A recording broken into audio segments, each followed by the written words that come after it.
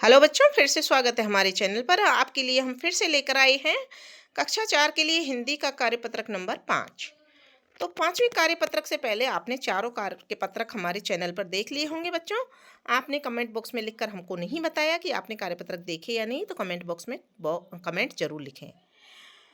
पहला प्रश्न है कार्यपत्रक नंबर 5 का, अनुस्वार लगाकर शब्द बनाइए। अनुस्वार का मतलब होता है बच्चों ऊपर बिंदी लगाना।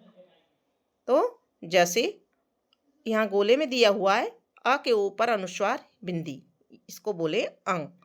तो इससे शब्द बनाया है अंक, अंगुली, अंगूर, अंडा, अंग्रेजी, अंत और अंश। ठीक है। दूसरा यहाँ पर दे रखा है वर्णों पर मात्रा लगाकर शब्द बनाइए। एक ही मात्रा लगाकर यहाँ दे रखी है अपने को। वर्ण दे रखा है द। यहाँ पर वर्ण कौन सा दे रखा है?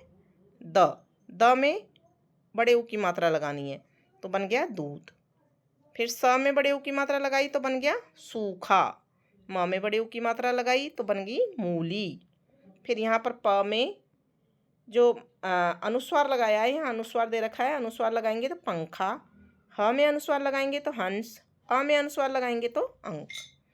तीसरा प्रश्न है, नीचे दिए गए वर्णों का प्रयोग कर 4-4 शब्द लिखिए। तो यहाँ पर अंग, अंग से अंगूर, अंडा, अंत और अंश। ख से खरगोश, खत, खाना और खीर। ऊ से बड़े ऊ से बनने वाले शब्द ऊन, ऊपर, उद्बुलाव, ऊर्जा। ठीक है। प्रश्न नंबर 4 है, चित्र देखकर कहानी को सुनाते हुए सहपाठी से चर्चा कर लिखिए। सौरभ हमेशा बारिश के मौसम में अपनी बुआ फूफा जी के घर जाता था। कौन से मौसम में? बारिश के मौसम में बुआ फूफा जी के घर जाता था। उनके घर के बाहर एक दुकान थी, वहां पर गरम गरम कचौरी मिलती थी। लेकिन सौरभ के फूफा जी बाहर की बनी चीजें नहीं खाने देते थे। एक दिन उसकी बुआ ने उसके लिए भुट्टे की गरम गरम पकौड़ी बनाई। सौरभ को पकौड़ी खूब पसंद आई। वह बोला, बुआ मैं मेरी मम्मी को भी बोलूँगा कि वह मेरे लिए ऐसी ही पकौड़ी बनाए। तो सौरभ को घर की बनाई हुई जो भुट्टों की पकौड़ी थी बहुत ही पसंद आई। अब प्रश्न है, सौरभ कहाँ गया? तो उत्तर है, सौरभ अपनी बुआ और फूफा जी के घर गया। दूसरा प्रश्न है, मेरी मम्मी में रेखांकित शब्द मेरी किसके लिए आया है? तो मेरी शब्द यहाँ सौरभ के लिए आया है। यहाँ पर कहा है ना मेरी मम्मी, मेरी यानी सौरभ। ठीक है। आपके घर पर पकौड़ी कैसे कैसे बनाई जाती है? तो हमारे घर पर बेसन के घोल में आलू प्याज डालकर, गोभी काटकर और मसाले डालकर या मिलाकर पकौड़ी तली जाती है। ठीक है। 5वां प्रश्न है, पढ़िए और समझिए। पुष्पा दीदी साइकिल से विद्यालय पढ़ाने जाती थी। क्या करने जाती थी? पढ़ाने जाती थी पुष्पा दीदी। बाजार से सामान खरीदने साइकिल से जाती थी। एक दिन दीदी की साइकिल पंचर हो गई।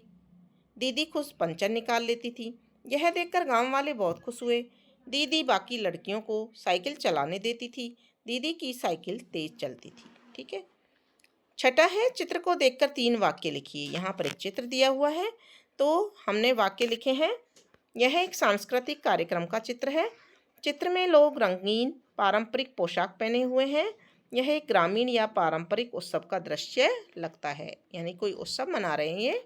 ठीक है ना, और नाच गा रहे हैं। तो इस तरह से हमारा कार्यपत्रक नंबर 5 भी कंप्लीट हो जाता है। तो बच्चों हम अब मिलेंगे कार्यपत्रक नंबर 6 में और अन्य विषयों के कार्यपत्रक के साथ। तब तक आप वीडियो को लाइक कीजिए, चैनल को सब्सक्राइब कीजिए, कमेंट बॉक्स में एक प्यारा सा कमेंट जरूर लिख दीजिए। धन्यवाद।